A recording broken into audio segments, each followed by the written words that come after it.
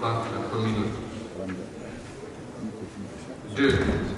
Cette session intervient après le sommet extraordinaire d'avril 2019 tenu à N'Djamena, en République du Tchad, dont elle a fait le constat salutaire de la mise en œuvre des principales décisions. 3.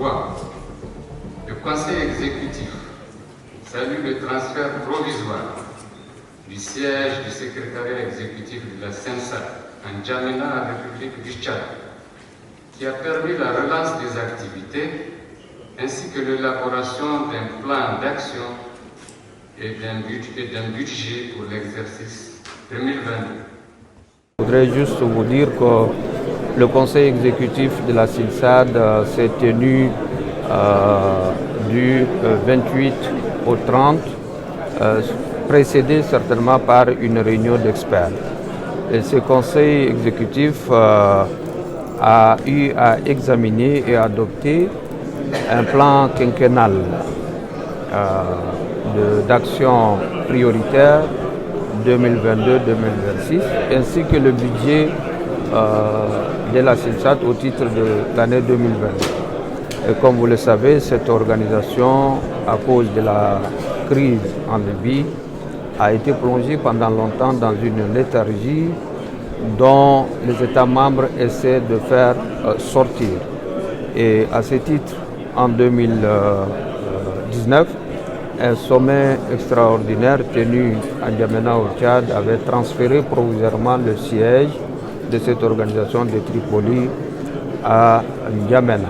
Et depuis lors, le secrétariat exécutif a repris ses activités et certainement c'est à la faveur de cette reprise que ce conseil exécutif a pu se tenir ici au Royaume du Maroc. Donc les conclusions de cette session, je pense, sont à la hauteur des attentes puisque le sommet de 2019 avait fait délégation à ces conseils pour adopter le budget et le plan quinquennal. Ce sont deux instruments majeurs qui vont permettre au secrétariat exécutif donc, de se mettre résolument au travail.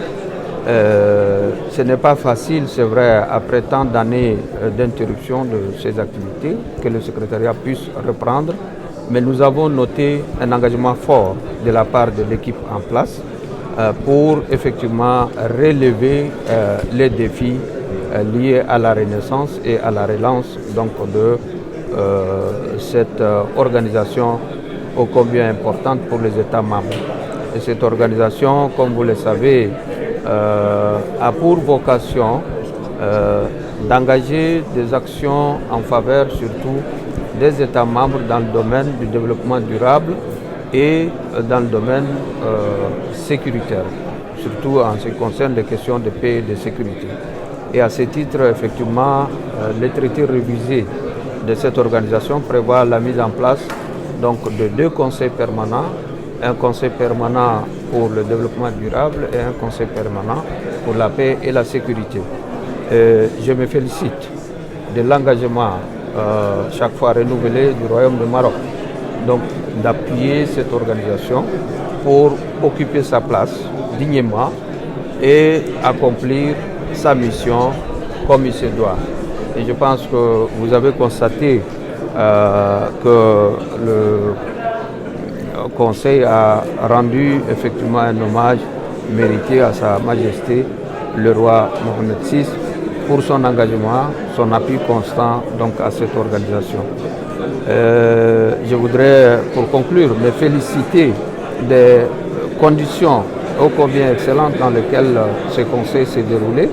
Je tiens à remercier plus particulièrement mon collègue Nasser Bourita et toute son équipe qui n'ont ménagé aucun effort pour que ces travaux se déroulent dans les meilleures conditions et que notre réunion se termine effectivement par l'adoption du communiqué final dont vous venez de prendre connaissance. Notre profonde reconnaissance à Sa Majesté le roi Mohamed VI du Maroc pour son implication personnelle afin que la réunion se déroule dans d'excellentes conditions dans lesquelles est bien compris de tous les États membres de la Seine-Saint.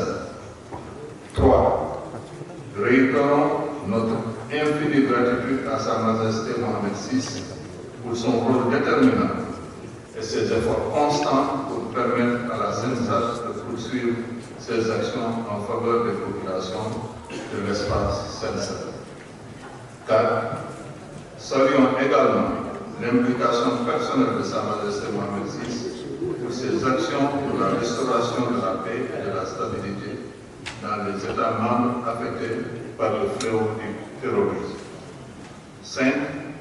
Réitérons également notre engagement à réaliser les objectifs de la communauté et à veiller à l'exécution des recommandations issues du présent Conseil exécutif pour la consolidation des acquis de notre lutte collective contre le terrorisme à travers la solidarité et les actions de développement.